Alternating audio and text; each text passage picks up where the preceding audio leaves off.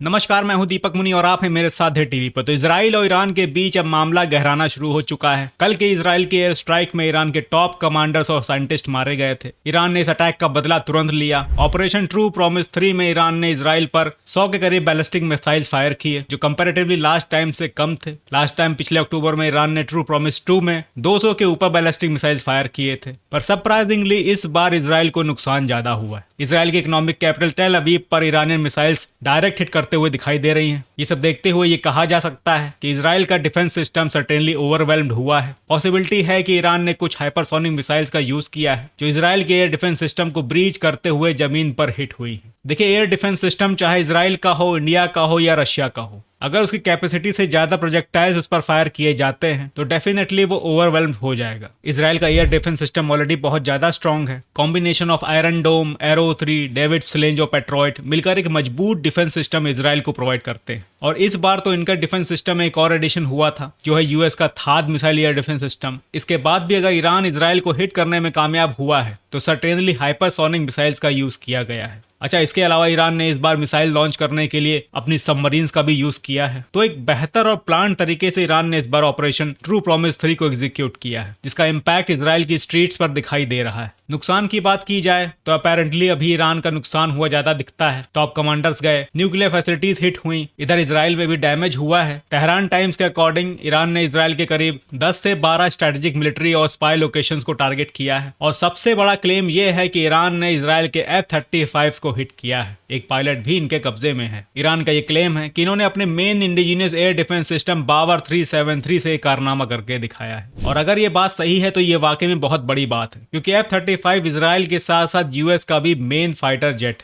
5th generation का ये fighter jet अपनी प्रूवन कैपेबिलिटीज के साथ दुनिया का सबसे ज्यादा एडवांस्ड और स्टेल्थ फाइटर जेट माना जाता है। वहीं दूसरी तरफ अगर बात आप बेवर 373 की करते हैं तो ईरान ये क्लेम करता है कि बावर 373 का डिजाइन इन्होंने F-35 जैसे 5th जनरेशन फाइटर जेट्स को टारगेट करने के लिए किया है। पर रिपोर्ट्स की माने तो बेवर 373 में अभी वो कैपेबिलिटी नहीं है। बेवर 373 2019 में लॉन्च हुआ था। ईरान के क्लेम के बाद इसकी कैपेबिलिटीज पे काफी रिसर्च हुई, पर अभी तक ये डायरेक्ट क्लेम नहीं हुआ है कि बेवर 373 में वो कैपेबिलिटीज हैं कि वो F-35 को हिट कर सके। देखिए, दुनिया भर में वेपन ट्रेड सबसे ज्यादा डोमिनेंट ट्रेड माना जाता है। यूएस तो एक मिलिट्री इंडस्ट्रियल कॉम्प्लेक्स है जिसकी इकोनॉमी ही वेपन ट्रेड पर डिपेंड करती है। ऐसे में जब रियल वॉर सिचुएशंस में वेपन्स को टेस्ट किया जाता है तो मार्केट में उनकी क्रेडिबिलिटी डेवलप होती है। आपने ऑपरेशन सिंदूर में देखा होगा, हमारे इंडिजिनियस आकाश मिसाइल एयर डिफेंस सिस्टम और ब्रह्मोस के परफॉर्मेंस से उनकी वेपन मार्केट्स में डिमांड कितनी ज्यादा बढ़ गई। तो यहाँ पर अगर ईरान अपने बेवर 373 को पुश कर रहा है तो कहीं ना कहीं ये एक स्ट्रैटेजी है बेवर 373 को मार्केट में एक जगह बना कर देने की।